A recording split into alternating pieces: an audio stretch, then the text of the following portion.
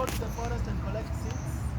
We come nurture them into a seedling, and then we grow the tree into a big, big tree. And every African indigenous tree has medicine in it, either poisonous or healing.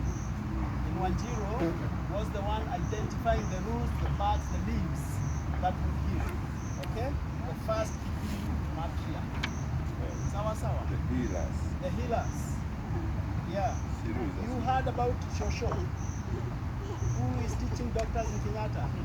She's actually called Wanjiru. Emoji. Okay? Daga, Ago. So when the missionaries came and told you Ago are sorcerers, no, that's not true. Ago, Nita, Motombogo, Mugo Akifiro, all those people that used to use the God-given knowledge to be able to treat people. We even have doctors there. So that's it. That's it. We have gone over. Somebody has a question?